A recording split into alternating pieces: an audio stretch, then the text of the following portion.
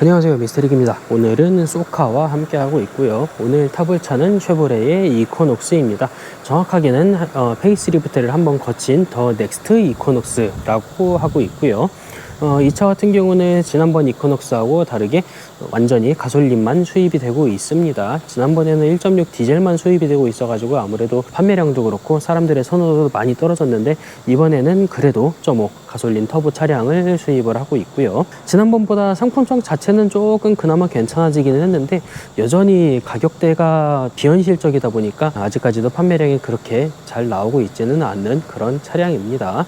소카 같은 경우에는 사실 그린카 대비해 가지고 옵션이 그렇게 높은 옵션이나 차량 등급을 두지는 않는 편이기는 한데, 이 차량 같은 경우는 사실 옵션을 상당히 괜찮은 옵션을 갖다 놨거든요. 옵션이라기보다도 차량 등급 자체가 쉐보레의 경우에는 이제 LS, LT, LS, RS, 프리미어 이런 식으로 올라가는데, 이 차 같은 경우는 이제 RS 트림 제일 높은 거에서 두 번째 쪽 트림이 들어와 있습니다. 차 같은 경우에는 트림을 판별하는 방법이 사실 상당히 간단해요. 쉐보레 같은 경우는 어떻게 보면 옵션 사양이 굉장히 정직한 편입니다. 그래서 가격표를 보면은 상당히 막 장난질하는 게 별로 없이 트림별로 들어가는 옵션이 굉장히 딱딱 정해져 있어요. 그러다 보니까 이 차도 확인을 할 수 있는 방법은 휠입니다. 제일 간단하게 판별할 수 있는 방법이 휠인데, 보통 이제 LT는 17인치부터 시작을 해요. LT는 17인치부터 시작해서 LS는 18인치, 그리고 이제 RS는 19인치 휠인데, 여기 보시면은 지금 이 차는 19인치 휠이 적용된 거를 볼 수가 있습니다.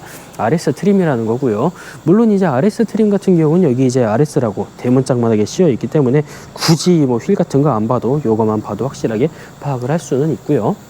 요즘 이제 SUV는 디젤이다라는 공식이 완전히 깨지면서 대부분 이제 가솔린 SUV를 많이 선호를 하다 보니까 이 차도 이제 가솔린으로 들어왔는데, 파워트레인은 사실상 신형이라고 할 수는 없어요. 1.5 가솔린 터보에다가 변속기도 지금 자동 6단, 많은 분들이 별로 선호하지 않는 보령 6단 미션 젠3 장착된 그런 차량입니다.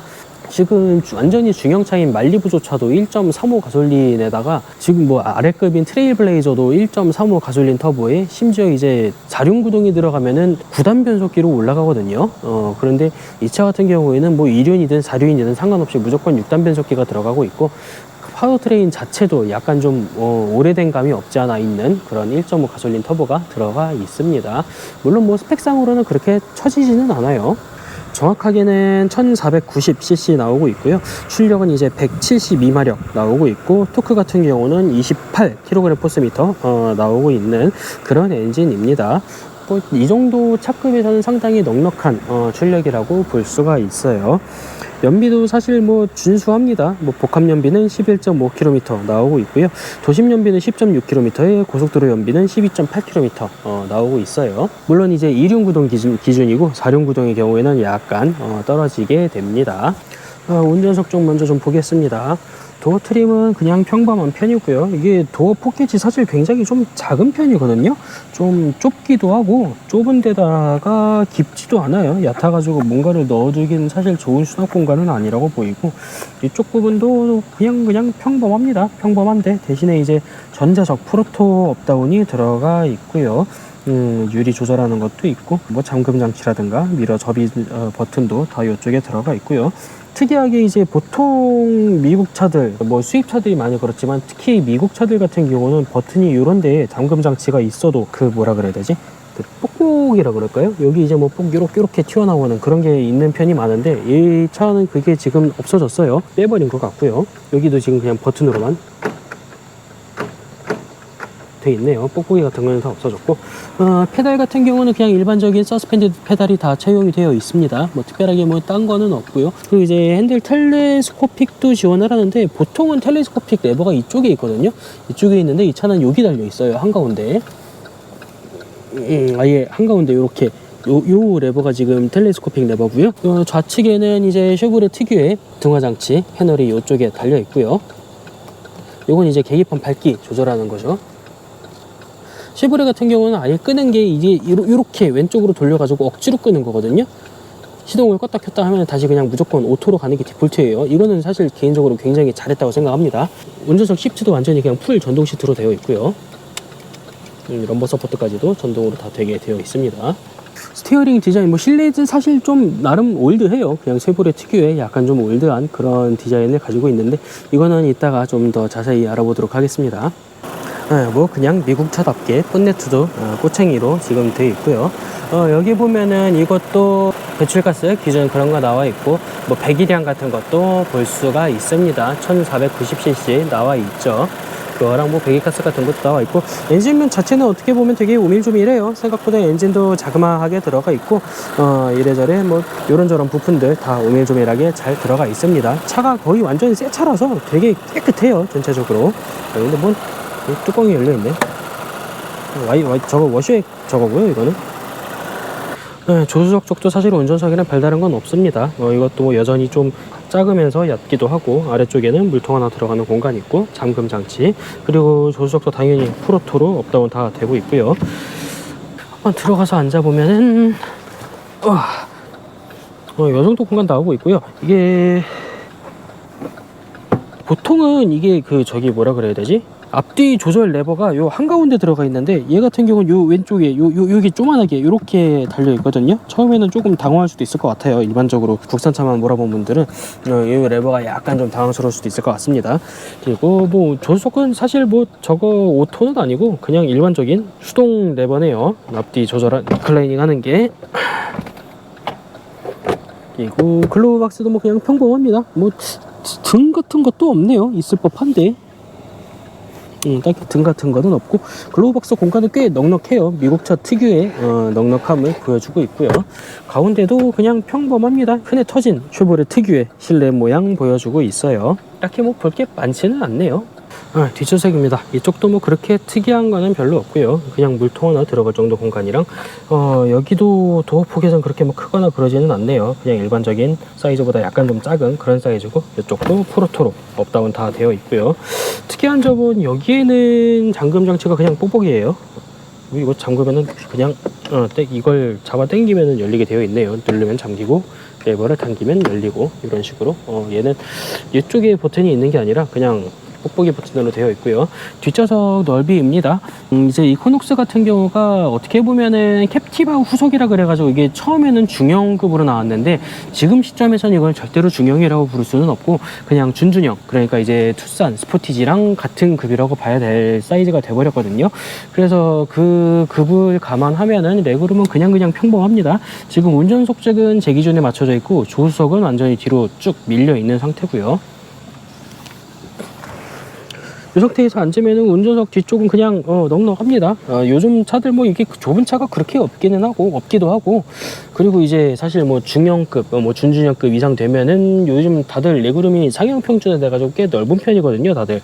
그래서 이제 이 차 같은 경우도 꽤 많이 남습니다. 팔쪽 하나가 다 들어가지는 않는데 그래도 상당히 넉넉한 모습 보여주고 있고요. 앞쪽 의자 하단부 깊이도 요 높이도 꽤 되는 편이에요. 적지 않고. 그리고 2열 에어벤트 다 들어가 있고요. 아래쪽에는 요 시거잭 하나랑 USB 포트 2개 들어 있네요. 고속 충전 되는 것 같습니다. 지금 요 마크 보니까 번개 마크 들어가 있고, 요거는 일반적인 시거잭이고요. 시트 백 포켓도 양쪽으로 다 있는데 그 좌우가 조금 좁네요. 시트 백 포켓이 깊이도 그렇게 깊지는 않고, 좌우가 생각보다 조금 좁습니다. 그리고 뒷좌석 보면은 여기는 이제 암레스트랑 컵홀더까지 다 있고요. 이 컵홀더는 쉐보레 차들이 많이 그렇듯이 빠지기도 하네요. 그리고 이제 여기 고무로 그냥 튀어나와서 눌리는 그런 식으로 컵 잡아주는 게 되어 있습니다. 그리고 2열 리클라이닝 같은 경우는 2단으로 되거든요. 이게 차이가 보일까 모르겠네요. 굉장히 각도가 그렇게 많이 차이가 나지가 않아가지고,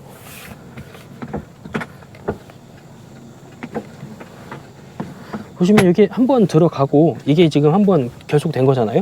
여기서 한번 당기고 더 밀면 이렇게 들어가기는 하는데, 이 차이가 그렇게 크지가 않아요. 막상 앉아서 이게 기대해 보면은 체감상 차이가 느껴지기는 하는데, 실질적으로 막 그렇게 엄청 많이 넘어가지는 않습니다. 보통 이렇게 한쪽은 세우고 한쪽은 눕힌 상태에서 옆을 보면은 이게 티가 나는 편인데, 얘 같은 경우는 막 티가 날 정도로 많이 넘어가지는 않아요. 진짜 그냥 조금 넘어가는 정도로만 보시면 될 것 같습니다. 많이 넘어가지가 않네요. 그리고 조수석을 뒤로 쭉 민 상태에서도 그냥 사람 한 명 들어갈 정도의 공간은 나오기는 해요. 네, 저같이 키 작은 사람 같은 경우는 뭐 의자 뒤로 밑쭉 민 상태에서도 그냥 앉아서 갈만하게 공간은 나오고 있습니다. 이 정도면 뭐 그래도 어느 정도는 괜찮겠네요. 뭐 덩치 큰 사람들은 안 되겠지만 키 한 뭐 170 미만 그 정도 되는 사람들은 충분할 것 같습니다. 그리고 이제 쉐보레 차 같은 경우 이제 이게 헤드레스트 높낮이가 여기 달려 있거든요, 앞좌석이.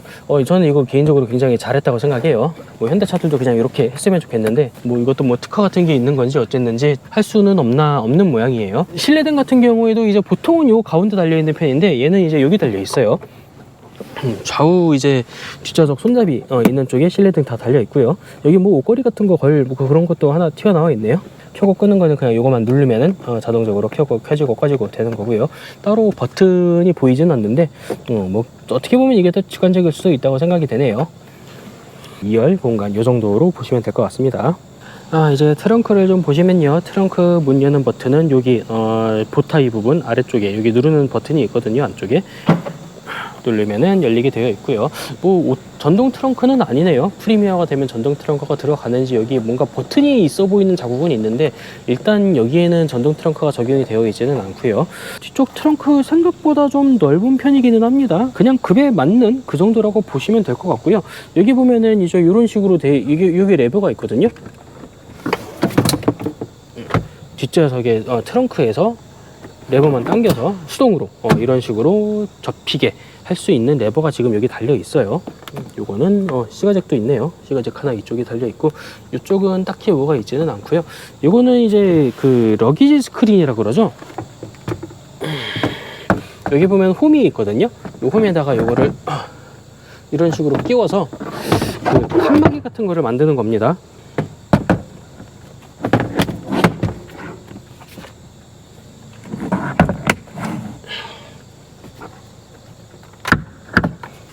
이런 식으로 이게 끼워지는 거거든요. 끼우면은 이런 식으로 해가지고 그 왜 세단들 보면 뒤쪽에 이제 이렇게 뭐 해가지고 이 위에 뭐 휴지 같은 거 올려놓고 그런 케이스 꽤 있잖아요. 그거랑 비슷한 공간으로 쓰는 겁니다. 뭐 위 밖에서 뭐 볼 때 뭐 짐 같은 거 보이는 거 배기 싫기도 하고 뭐 그럴 때도 쓰는 거고, 아니면 이제 룸미러 뒤에서 볼 때 뭐 배기 싫다고 그럴 때도 뭐 쓰는 거고, 그런 식으로 이제 스크린을 치는 그런 개념으로 이제 러기지 스크린을 쓰는 거거든요. 이것도 뭐 글쎄 옵션으로 주는 차도 있더라고요. 근데 뭐 저는 사실 이거를 쓰는 걸 그렇게 좋아하는 편이 아니어가지고 저 같은 경우는 사실 이거 그냥 안 쓸 것 같습니다. 그렇게 쓸모가 많지는 않아요, 생각보다. 있으면은 뭐 어떻게든 써보려고는 할 수는 있겠지만은 그렇게 쓰임새가 많지는 않습니다, 생각보다. 그리고 당연하게도 하판에도 공간이 좀 있고요.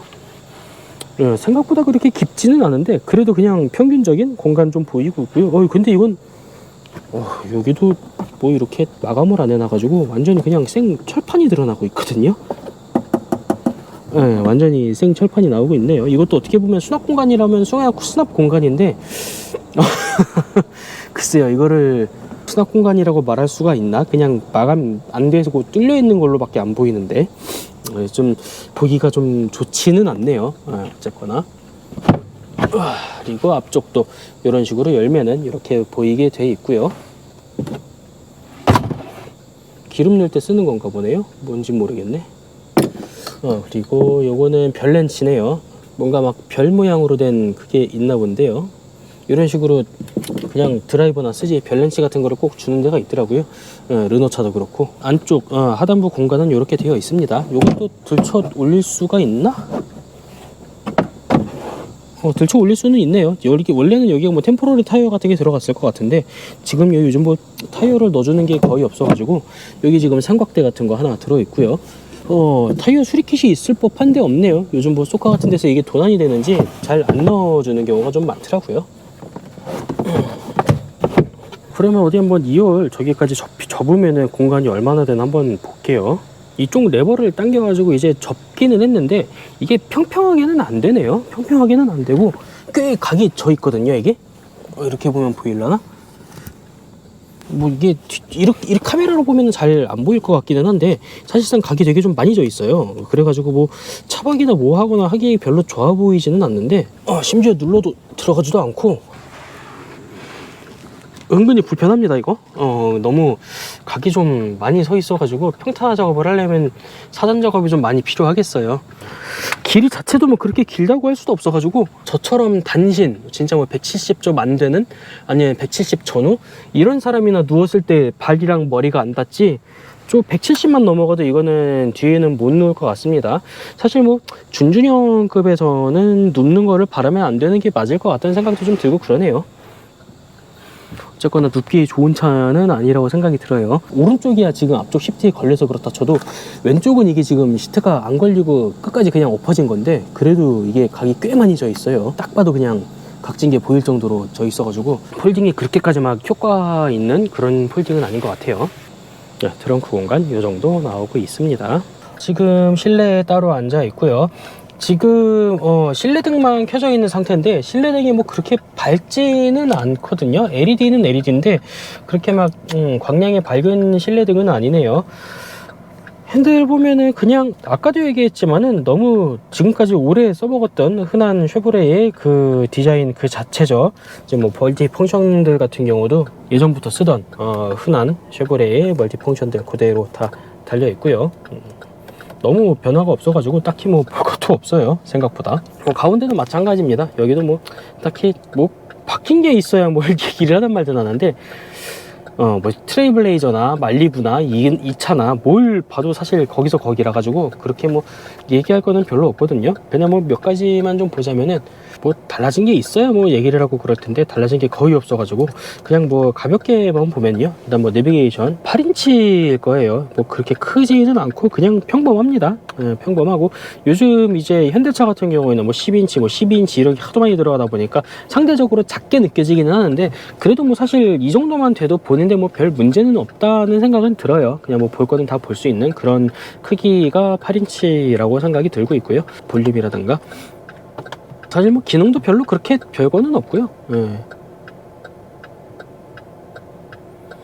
반응 속도는 빠릿빠릿하기는 한데 뭔가 좀 이상하기는 해요. 뭔가 말할 수는 없는데 약간 좀 그런 게 좀 있어요. 불편하지는 않은데 뭔가 좀 이상합니다. 아무래도 좀 익숙하지가 않아서 그렇겠지만은, 일단 그렇고요. 아래쪽에도 그냥 뭐 지금까지 쉐보레에서 많이 봤던 그런 구성으로 되어 있고요. 이게 여기는 이 뒤에 공간이 딱히 없네요. 트레버서 같은 경우는 이걸 들어올리면 이 안에 공간이 있는데 이 차는 있진 않고 이제 오토 스탑 같은 게 들어가 있거든요.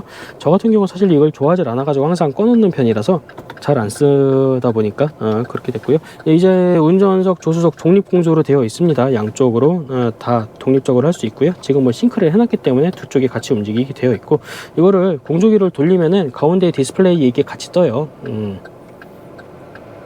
그래서 얘를 돌릴 때 가운데 쪽에서 같이 볼 수 있게 되어 있고, 뭐 이건 그냥 뭐 뻔한 거고, 문제는 이제 RS 트림이 상당히 높은 트림이잖아요. 제일 높은 거에서 두 번째인데 얘 통풍 시트가 안 들어가 있어요. 열선 시트만 들어가 있고 통풍이 안 들어가 있습니다.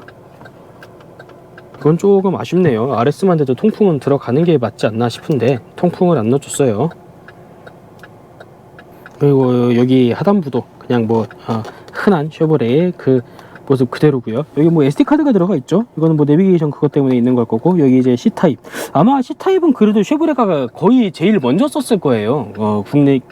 국내산 차량들 중에서는 쉐보레가 굉장히 빨리 적용을 했을 겁니다. C타입 단자 자체는 이제 뭐 USB 포트 하나랑 AUX 단자도 아직까지도 있어요. 억스 단자 요즘은 다 빼는 추세인데 아직까지 이걸 넣어주고 있네요. 이거 뭐 긍정적으로 볼 수 있는 것 같고요. 시거잭 포트 하나 달려 있습니다. 그리고 기어봉 레버 같은 것도 그냥 예전부터 쓰던 그런 형상 그대로 지금 있고요. 저기 EPB 버튼도 여기 그대로 달려 있고, 차선 유지 장치도 여기 있고요. 뒤쪽에는 이게 컵홀더 잡아주는 게 있었는데 오히려 앞쪽에는 컵홀더를 잡는 게 없어요. 그리고 컵홀더 깊이는 꽤 깊은 편입니다. 이게 항상 제가 쓰는 편의점 큰 컵인데 반이 조금 더 들어가요. 반에서 조금 더 깊게 잠기는 꽤 깊은 편에 속하는 컵홀더가 들어가 있고요. 요 뭐 뒤쪽에도 뭔가 공간이 하나가 있는데 여기는 뭐 이렇게 되게 좀 애매해 보이고, 콘솔 박스 이것도 그렇게 크지는 않습니다. 크지는 않고 대신에 깊어요. 엄청 깊습니다. 이거 한 500ml 물병 세우고도 남을 것 같아요. 꽤 깊게 들어가 있고, 오히려 여기는 또 등이 달려 있어요. 아까 뭐 글로브 박스에는 없더니만 여기에는 오히려 등이 하나 달려 있네요. 이게 뭐 그렇게 밝은지 뭐 의미가 있는지는 모르겠는데 어쨌거나 등은 달려 있고, 이쪽 디자인이 좀 특이하게 되어 있죠. 여기 뭐 꽂을 수 있는 게 있는지 이렇게 되어 있는데 딱히 뭐 의미는 없는 것 같습니다. 이게 콘솔 박스가 높이가 은근히 높아가지고 이게 키 큰 사람들은 되게 편할 것 같은데 키가 작은 사람들은 오히려 또 약간 좀 거슬릴 수도 있을 것 같아요. 높이가 꽤 높은 편입니다. 그리고 이거 뭐라고 해야 될지 모르겠는데 저기 풋레스트 있잖아요. 풋레스트가 되게 높아요. 그래가지고 이게 엑셀 밟고 있을 때 왼발은 필연적으로 이제 풋레스트에 놓고 쓰게 될 텐데 이게 풋레스트가 굉장히 높다 보니까 은근히 올려놓고 있어도 피로도가 조금 있네요. 이렇게 플레이스 높은 차 처음 보는 것 같습니다. 다른 쉐보레 다른 차들이 이렇게까지 안 높던데 유독 이 차는 되게 높네요. 오히려 좀 불편하다 싶을 정도로 좀 높습니다. 그래서 차라리 그냥 뭐 옆에 놓는다든지 그냥 아니면 뭐 반만 걸친다든지 이렇게 하게 되더라고요. 오버헤드 콘솔 쪽을 보면요, 여기 이제 그 차량 문 열고 닫으면서 그 실내등 들어오게 하는 그런 게 있고, 실내등 켰다 껐다 하는 것도 있고요. 그리고 요즘 차에는 요즘 현대차에는 이걸 다 빼고 있는데 아직까지도 선글라스 수납함까지도 잘 들어가 있습니다. 전 이거 있는 게 좋더라고요. 그래도 뭐가 있네. 사람 쓰던 안경인가? 네, 들어있는데 어쨌거나 실제로 선글라스 수납함도 있고 이거 꽤 괜찮고요. 그리고 선바이저에도 뭐 거울도 있고 화장등도 달려 있거든요. 화장등도 달려 있는데 이거는 오히려 저기 LED는 아니고 일반적인 담화 전구가 들어 있네요. 근데 꽤 이쁘게 들어옵니다. 어두웠다가 점차적으로 밝아지는 꽤 이쁘게 들어와요. 이게 조수석에도 당연히 달려 있고요. 똑같이 올리면은 켜지는데 점점 빛이 더 강해지는, 이렇게 꽤 이쁘게 들어옵니다. 선바이저가 크기가 꽤 작은 편이에요. 그렇게 크지는 않고 좀 작네요. 그리고 룸미러도 사이즈가 좀 작아요. 그래가지고 어쨌거나 뭐 뒤를 보는데 별 문제는 없다 싶지만서도 룸미러가 조금 작아가지고 보여지는 거에 한계가 조금 있습니다. 그게 크지는 않고 일단은 하이패스 룸미러는 적용이 되어 있네요. 또 뭐 계기판 보면 계기판도 비슷비슷해요. 항상 뭐 보는 쉐보레 차 타면 항상 보이는 그런 계기판 그대로 지금 달려 있고요. 대신에 이제 보여주는 정보는 생각보다 꽤 많습니다. 기본적으로 이제 홈화면에서는 현재 속도랑 얼마나 갈 수 있는지, 뭐 기름 양으로 그런 거랑, 이제 뭐 좌측에 여기 보면은 이제 그 저기 차선 유지 장치 불 들어와 있는데 이거를 연비창으로 넘기면 저 옆에 또 숫자가 떠요. 현재 연비가 얼마나 나와 있는지. 그리고 이제 밑에 있는 거는 누적 주행 거리 같은데 제가 이걸 처음에 누적 주행 거리가 아니라 딴 건 줄 알았던 게 너무 새 차여가지고 지금 642km 찍혀 있잖아요. 제가 여기까지 오면서 거의 뭐 40km를 달렸을 텐데, 그러니까 600km도 채 안 탔던 차라는 말이거든요. 진짜 거의 새 차를 지금 탔네요. 간만에. 오른쪽으로 올리면 이제 뭐 온갖 게 다 나와요. 여기는 현재 속도부터 해가지고 뭐 트립 정보 2개, 그리고 이제 연비, 그리고 엔진오일 수명, 이거는 되게 잘했다고 생각을 해요. 항상 엔진오일 수명 같은 거 남아있는 거 뭘 기준으로 하는지 사실은 모르겠습니다. 뭐 점도 같은 거를 파악을 해서 하는 건지, 아니면은 이제 엔진오일 교체하고 키로수에 따라서 이제 이걸 보여주는 건지, 뭐 메커니즘까지는 모르겠는데 일단 이걸 보여주는 것 자체만으로도 상당히 좋다고 생각이 들고요. 타이어 공기압이 나오는데 그걸 뭐 kPA로 보더라고요. 얘네는 유독 우리나라 사람들한테 익숙한 거는 이제 PSI 단위일 텐데 얘네는 기본적으로 북미에서 넘어오는 차라 그런지 몰라도 kPA 단위를 쓰더라고요. 그나마도 공기압이 좀 개판이네요. 좌우가 뭐 이렇게 안 맞아. 그리고 에어필터 수명 이런 것도 나와 있고, 뭐 연비창 여기 지금 보면은 요 왼쪽에 지금 0자가 떠 있죠. 이게 지금 저거 같아요. 그 저 현재 연비. 잘못 눌렀고. 그리고 평균 속도, 타이머, 뭐 이거는 앞에 차랑 얼마 정도 떨어져 있을 때 그런 얘기고, 뭐 이런 거, 뭐 배터리 전압까지도 나오고 있고요. 냉각수 온도도 나오고, 뭐 은근히 쉐보레 차가 이런 거 보여주는 거는 꽤 많은 게 꽤 괜찮은 것 같습니다. 그리고 이거는 지금 뭐 핸드폰이 연결이 안 돼서 그렇고요. 뭐 멀티미디어 그쪽인 것 같고, 뭐 내비게이션 현재 위치라든가 그런 거 보이고 있고, 이것도 지금 헤드폰이 연결이 안 돼 있어가지고 이렇게 뜨고 있는 거고요. 뭐 이런 거는 차량 설정이랑 정보창 그런 거 보는 거고, 소프트웨어 정보 보면은 이런 게 나와요. 뭐라고 궁시렁궁시렁 하고 있는 그런 게 나오고 있고, 여튼 보여주는 정보는 꽤 많은 편이어서 이거는 상당히 마음에 듭니다. 대신에 이제 계기판 자체는 너무 올드한 티가 좀 나죠. 사실 이게 어떻게 보면은 직관적이기는 해요. 바늘 있고 가운데 이런 식으로 LCD 창 조그맣게 있는 게 제일 직관적이고 좋은 계기판이기는 한데 이거를 너무 오래 썼어요. 쉐보레가 지금 요 테마 자체를 오래 써가지고 올드하다는 느낌이 지금 안 들 수가 없습니다. 사실은 그냥 조금씩만 바꾸더라도 그렇게까지 막 오래됐다는 느낌은 안 받을 텐데 약간 좀 기교가 모자라긴 한 것 같아요. 너무 GM도 그렇고 포드도 그렇고 미국 차들 성향이 약간 좀 그래요. 이게 그 좀 고급스러운 거로 찾으면 아예 그냥 자기네들 상위 브랜드로 오라고, 대중 브랜드 같은 경우에는 되게 좀 신미적인 거에 신경을 조금 안 쓰는 그런 경향이 좀 있습니다. 그나마 포드 같은 경우에는 그래도 좀 신경을 쓰는데 GM 같은 경우에는 대중 브랜드엔 진짜 신경을 잘 안 쓰더라고요. 신미적인 거에 있어서. 하여튼 뭐 실내 쪽은 그냥 요 정도만 보면 될 것 같습니다. 이제 본격적으로 주행을 시작을 좀 해볼게요. 주행 시작에 앞서서 일단 가속 테스트를 먼저 한번 좀 해볼게요.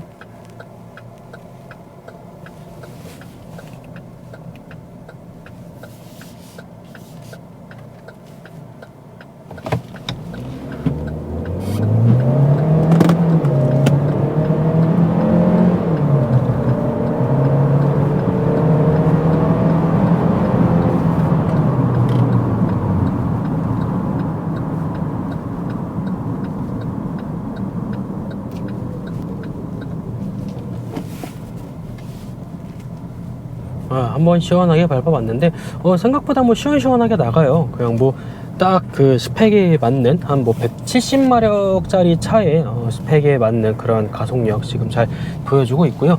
뭐 느리다는 생각은 별로 안 드네요. 생각보다 그냥 평범해요. 막 엄청 빠르다까지도 아니고 그렇다고 막 느리다고 할 정도도 아니고 이 정도면은 그냥 꽤 준수한 그 정도로 보입니다. 뭐 딱히 뭐 제로백 같은 거 따지면서 탈 차도 아니기도 하고. 방지턱도 몇 개 좀 넘어가 보겠습니다.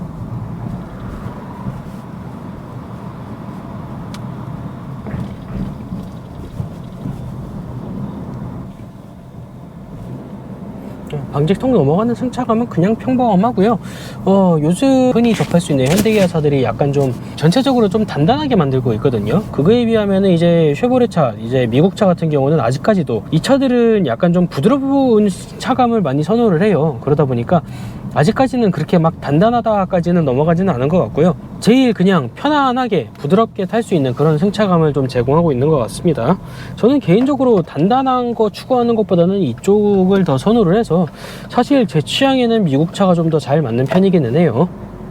여기서 차량 재원을 한번 다시 간단하게 좀 살펴보면요, 일단 지금 이 차량 쉐보레의 더 넥스트 이코녹스 1.5 가솔린 터보 차량이고요. 출력은 이제 172마력에 토크가 28kg 포스미터, 그리고 이제 6단 자동 변속기 들어가 있고요. 이제 4륜구동 옵션이 있긴 있는데 이 차량 같은 경우는 4륜구동은 들어가진 않고 2륜구동만 되어 있습니다. 타이어 같은 경우는 아까도 말씀드렸지만은 이게 트림별로 타이어 인치수가 다 다른데 이제 이 차량 기준으로 말씀을 드리면은 19인치 휠이 들어가 있고 타이어 사이즈는 235에 50 그리고 19인치가 되어 있습니다. 연비 같은 경우는 아까도 뭐 말씀드렸지만은 도심 연비 10.6 그리고 고속 연비 12.8 해가지고 복합 연비 11.5km 나오고 있고요. 공차 중량 같은 경우에는 1.5톤 그러니까 1550kg이 나오고 있습니다. 사실 이제 쉐보레가 동급 다른 경쟁사 차량 대비해서 옵션이 좋다고 얘기하기는 많이 어렵거든요. 근데 이제 특이하게 뭐랄까 차급에 안 맞는 옵션이 좀 들어가 있는 게 있는데 이제 대표적으로 ANC라고 그러거든요. 액티브 노이즈 캔슬레이션이라고 하는 게 있는데 이게 외부 소음 유입되는 거를 내부에서 이제 그 비슷한 주파수로 같이 내서 뭐 소음을 상쇄시키는 그런 기술이 있어요. 이게 이런 옵션 같은 경우 사실 뭐 애지간한 대중차에는 잘 안 넣어주는 옵션이기는 한데 뭐 이런 옵션을 넣어줬더라고요. 이게 사실 뭐 조건이 어떻게 되는지는 정확하게는 모르겠어요. 오디오를 켜야 되는 건지 아니면 그냥 가만히 냅둬도 지가 알아서 하는 건지 그것까지는 잘 모르겠는데 어쨌거나 그런 옵션이 지금 들어가 있습니다. 그래서 뭐 동급차 대비 뭐 실내 소음이 좀 조용하다 뭐 그런 얘기를 좀 하긴 하는데 글쎄요, 사실 뭐 제가 느끼기에는 뭐 그놈인 것 같아요.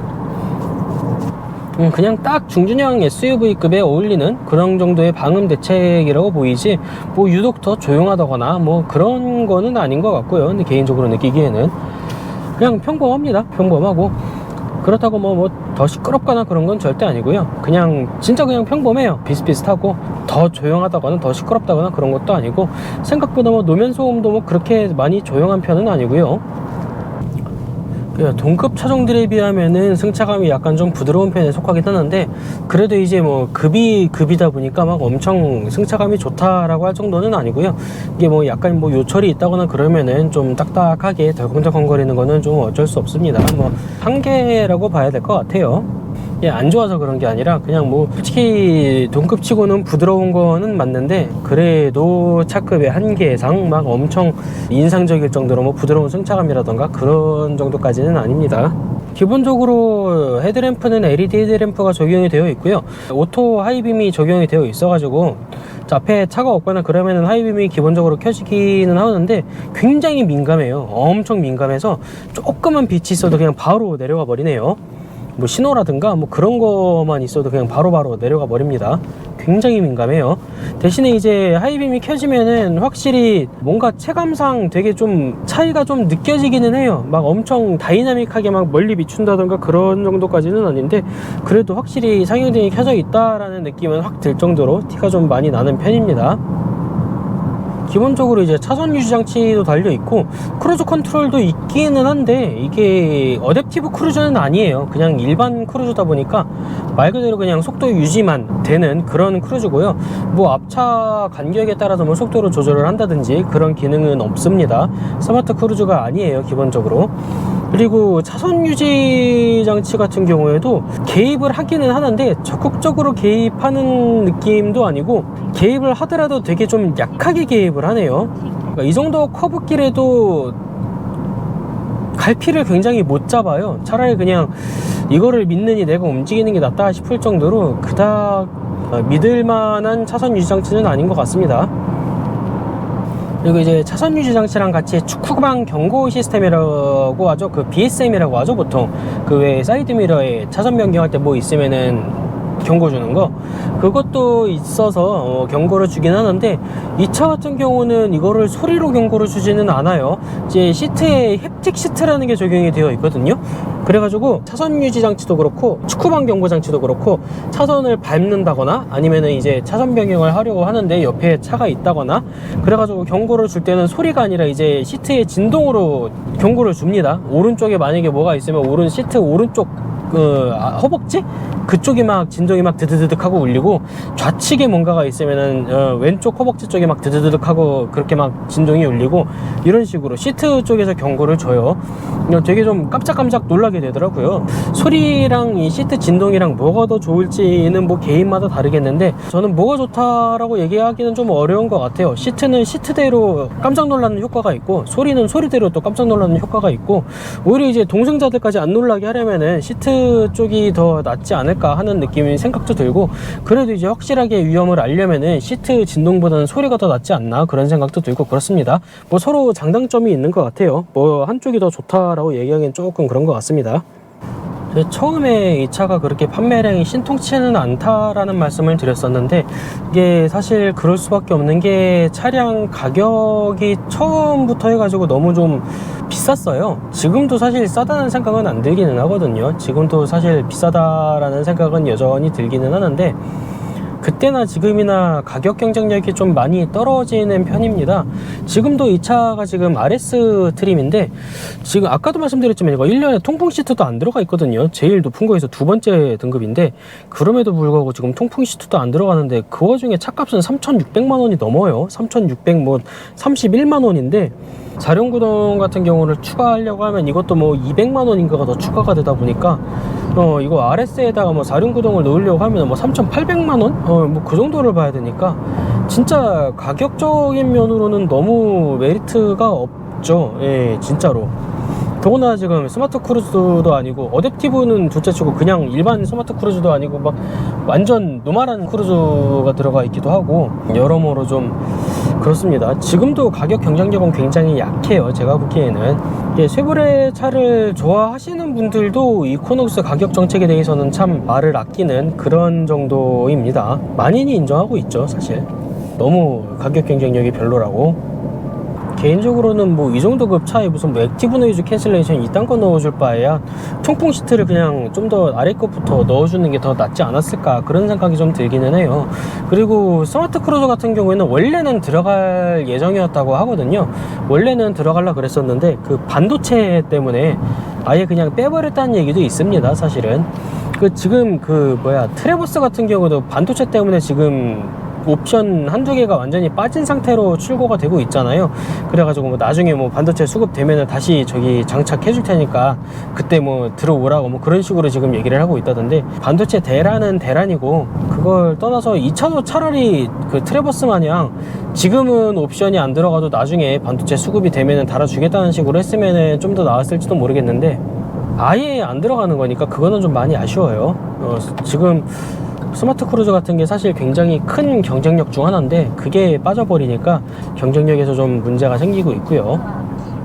뭐 많은 분들이 얘기하시는 쉐보레 차의 강점 중 하나가 뭐 주행감, 뭐 주행 안정성 이런 건데, 사실 저도 말리부를 타면서는 꽤 그런 얘기가 나올 법하다라는 느낌을 조금이나마 받았는데, 글쎄요, 이 차 같은 경우는 사실 그런 느낌을 받기가 조금 어렵네요. 그냥 비슷비슷한 것 같습니다. 뭐 딱히 막 특출나게 뭐 주행감이 더 좋다거나 그런 걸 느끼기는 사실 조금 어려운 것 같아요.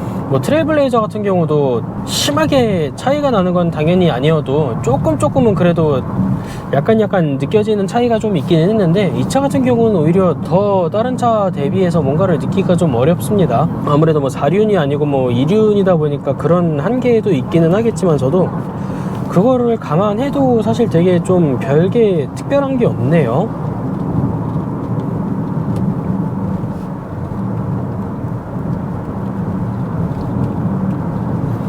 뭐 코너링하고 그래봐도 굉장히 그냥 평범합니다. 뭐 특출나고 그러지는 않아요.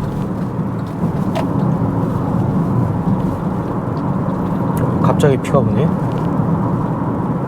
저도 뭐 아까 뭐 가격 경쟁력이 없다고 얘기를 하고는 있지만은, 아마 사실 저 말고 다른 전문적인 대형 유튜버 분들도 다 비슷한 얘기 하실 거예요. 차가 좋고 나쁘고를 떠나서 과연 이 가격을 지불하고 살 만한 가치가 있느냐, 그거에 대해서는 되게 뭐 다들 갸웃하실 거거든요.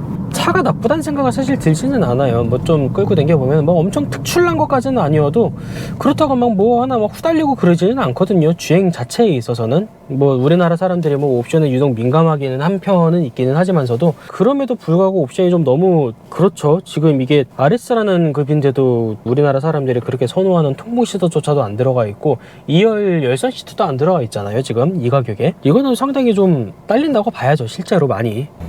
물론 이게 온전하게 국산차가 아니라 수입차라고 볼 수 있는 차이기 때문에 가격 정책을 어떻게 맞출 수 없을 수도 있기는 해요. 근데 이거는 뭐 소비자가 그런 것까지 생각해 줄 여유는 없거든요, 솔직히 얘기해서. 더군다나 뭐 이 정도 급을 살 만한 소비자가 뭐 그렇게 뭐 돈이 많은 사람들도 아니고, 더군다나 이제 같은 수입차로 비교하면 이제 티구안 같은 게 있잖아요. 티구안도 사실 뭐 가성비를 생각하면은 어쨌거나 수입차니까 가성비는 좋다고 할 수가 절대 없는 차인데, 이제 티구안 같은 경우는 일단 수입차로서의 입지가 확실하게 만들어져 있는 차기는 하거든요. 유럽 쪽에서 그 급 판매량에 있어서 가장 잘 나가는 차기도 하고, 뭐 일단 뭐 폭스바겐이라는 뭐 역사도 나름대로 뭐 있는 차기도 하고.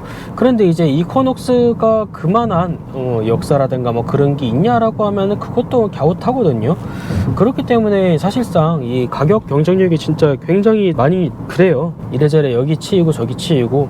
그렇다고 이게 지금 3,600만원, 뭐 3,800만원 이런 차에 뭐 1열 통풍 시트 집어넣고 2열에 열선 시트 집어넣으면 무조건 3,800만원 이상 들어가야 되는 건데, 그 가격에 얻을 수 있는 무언가가 특별한 게 있느냐, 그건 또 아니거든요. 차는 굉장히 평범해요. 차는 평범하고 뭐 딱히 뭐 모난 것도 없고, 그 가격을 주고 살만한 뭔가 특출난 게 있느냐? 아니거든요.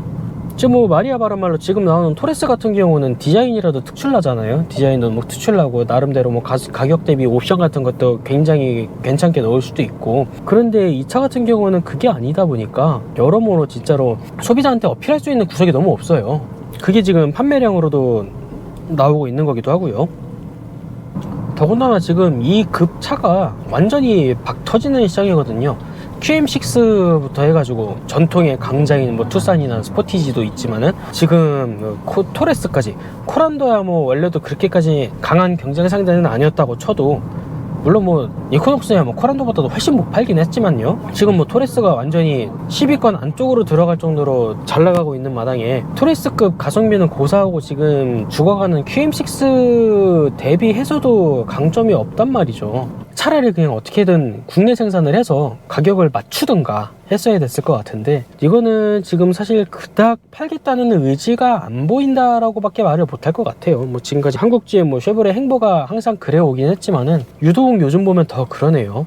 차라리 정말 판매량으로 뭔가를 해보고 싶었다면은 지금 이 완전 박터지는 시장에서 이코녹스를 투입할 게 아니라 블레이저를 투입을 했어야 되는 게 맞다고 보기도 하고요. 그 산타페급, 그게 어떻게 보면은 블루오션이기도 하니까 딱 그거밖에 없잖아요. 산타페랑 소렌토밖에 없잖아요 지금. 그래서 뭐 지금은 블레이저를 가져와서 그 급에 어떻게든 끼어드는 게 더 좋은 선택이 아니었을까 싶거든요. 어차피 뭐 산타페고 소렌토고 지금 대기기간이 무슨 뭐 1년이 훌쩍 넘어가는 마당에 그거라도 들어오면 그나마 빠른 출고라도 가능하니까 그걸로 어필해서라도 어떻게든 가능했을 것 같은데, GM 본사 쪽에서 이렇게 안 해주는지는 모르겠어요. GM 본사 쪽에서 안 해줘서 그런 건지, 아니면 한국 GM 자체가 그냥 의지가 없는 건지, 이거는 뭐 그쪽에 있는 사람이 아니면 알 수 없는 부분이니까 함부로 얘기를 할 수는 없을 것 같은데, 아무리 봐도 이거는 진짜 그렇게 장사를 잘 하겠다는 생각이 별로 안 보이죠.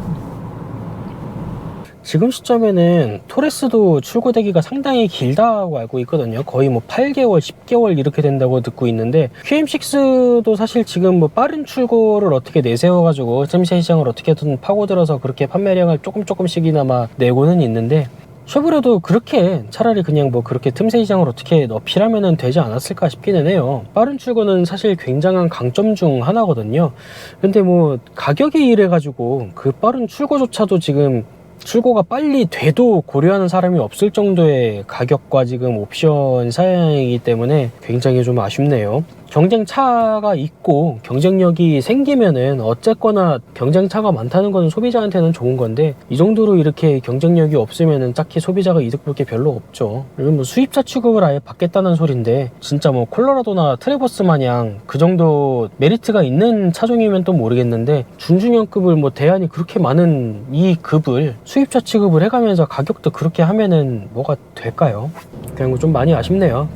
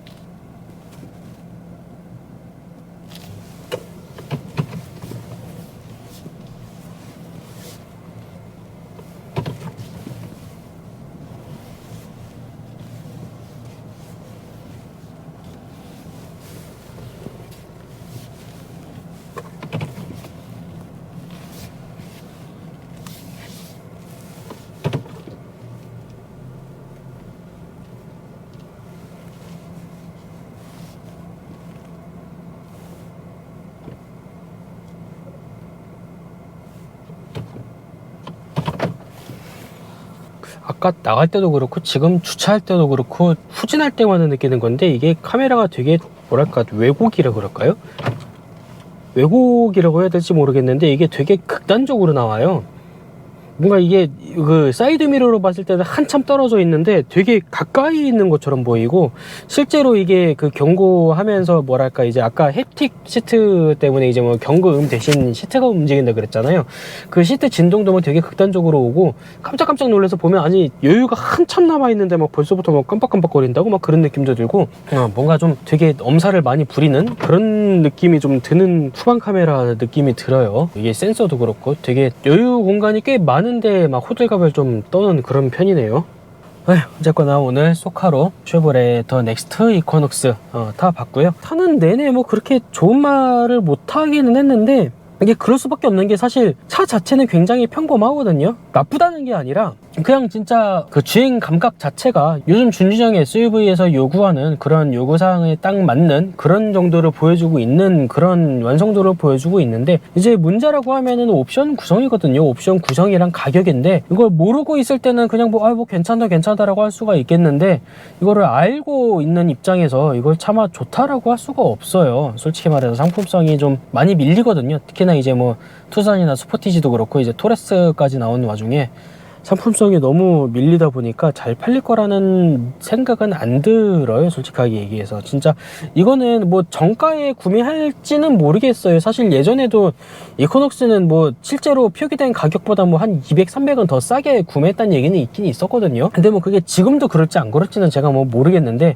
만약에 실제 표기된 가격보다 진짜 한 200만원, 300만원 할인이 된다 그러면은 살만은 해요. 그러면은 살만은 한데, 문제는 이제 그렇게 할인이 안 들어간다고 치면은 지금 뭐 반도체 대란도 대란이고, 더군다나 뭐 대기기간도 대기기간이고, 그래가지고 다른 회사들도 지금 대부분 할인이 안 들어간단 말이죠. 그래서 이거도 지금 할인이 안 들어간다 그러면은 진짜로 너무 가격 경쟁력이 없어요. 3,800만원인 돼야만 1열 통푸시트 들어가는 준주형 SUV를 누가 그렇게 관심 있게 보겠어요. 솔직히 얘기하면은 할인이 진짜로 한 15%? 그 정도 들어가야 좀 볼까 말까 할 것 같거든요. 제가 보기에는 10%에서 이제 뭐 나쁜 말을 하고 싶지는 않은데 너무 가격 때문에 그러네요. 일단 뭐 지금 연비도 평균 연비가 지금 9.1km 찍혀 있고 최고 연비는 14.3 찍혀 있는데, 이게 공인 연비가 10점 몇이었단 말이죠. 그러면은 뭐 실제로 공인 연비보다 안 나왔다는 얘기인데, 그렇게 주행 환경이 나쁘지는 않았는데 의외로 얘는 연비가 잘 나오지는 않네요. 지금까지 제가 야간에 항상 타는 도로고, 그래가지고 보통은 평균 연비보다 더 나오는 차들이 많았는데, 이 차 같은 경우는 오히려 평균 연비보다 조금 덜 나왔어요. 이것도 약간 좀 특이하기는 한데 환경에 따라 다르니까 뭐 그렇게 크게 의미를 둘 거는 아닌 것 같아요.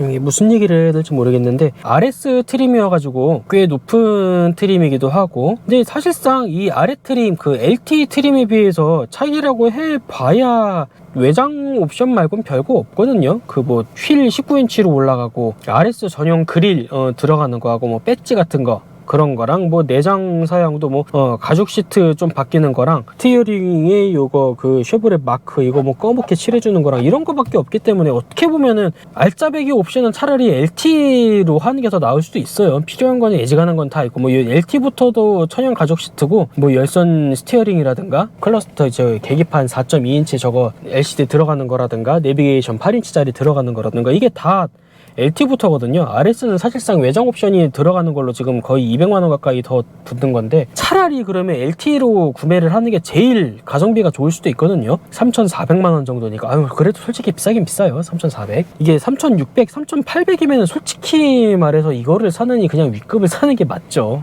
요즘 암만 차값이 많이 올라가고는 있다고는 해도 그래도 뭐 3,600, 3,800, 이게 3,800도 아니에요. 솔직히 프리미어로 가면 3,800이 아니라 3,900이라고 봐야 되거든요. 가격표를 보면 진짜로 그래요. 그냥 차만 놓고 보면은 평범해가지고 그냥 뭐 나쁘지는 않은데 소리가 나오는데, 가격표를 알고 타면은 그냥 평가가 확 그냥 뒤바뀌어 버리는 그런 차가 돼버리네요. 그래도 뭐 강점이 아예 없지는 않거든요. 뭐 아까 뭐 쉐보레 차 치고는 뭐 주행 안정감 같은 게 뭐 그렇게 뭐 특출나게 느껴지진 않는다고는 했는데, 그래도 뭐 그게 주행 안정감이 나쁘다는 얘기는 아니고 이렇게 괜찮은 편에 속하기도 하고요. 그리고 이제 뭐 액티브 노이즈 캔슬레이싱이라든가 이런 뭐 차급에 안 어울리는 약간 좀 고급 옵션 같은 것도 어쨌거나 뭐 들어가 있기는 하고, 그런 거는 차별점이라든가 강점이라든가 그렇게 될 수는 있는데, 아무리 생각해도 얘네 가격 조정이 좀 더 되든지, 아니 솔직히 할인 200 해줄 거면은 그냥 기본 가격을 200을 낮추고 말지 왜 이렇게 하나 모르겠어요. 어쨌거나 가격 정책이나 아니면 옵션 사양을 조금 조절할 필요가 있어 보이고, 그러기 전에는 어떻게 좋다라고 얘기는 못할 것 같습니다. 별로 뭐 좋은 말이 안 나와서 좀 아쉽기는 한데, 어쨌거나 이렇게 평가를 좀 해야 될 것 같네요. 아이고, 쉐보레도 이제 슬슬 세대 교체를 다 해야 될 것 같은데, 지금 쌍용도 슬슬 세대 교체를 다 해가고 있는 판에 좀 늦네요. 뭐 전동화는 그렇다 치더라도 내연기관 마지막을 이제 슬슬 불사를 준비를 해야 될 것 같은데, 양산차 쪽에서는 아무래도 영 소식이 좀 많이 늦고 있는 게 좀 아쉽습니다. 어쨌거나 뭐 제가 뭐 좋아하고 싫어하고를 떠나서 국산 브랜드라는 게 있는 것 자체만으로도 경쟁이고, 경쟁이 되는 건 소비자한테 좋은 건데, 그런 면에서 지금 너무 경쟁 상대가 안 된다는 거는 좀 많이 아쉬워요. 좀 경쟁 상대가 좀 제대로 되고, 또 어떻게 보면 현대기아도 좀 정신 차리게 좀 뺨도 좀 때려주고 지금 토레스처럼 그렇게 해줬으면 좋겠는데, 이래저래 조금 아쉽습니다. 블레이저도 들여오고 좀 그랬으면 좋겠는데, 이코녹스에 자꾸 뭐 딴 차 얘기도 하고 뭐 안 좋은 얘기도 하고 그래서 씁쓸하기는 한데, 다 본 결과는 좀 그런 것 같습니다. 다음에 또 촬영할 수 있기를 기대하면서 일단 오늘은 여기까지 하도록 하겠습니다. 감사합니다.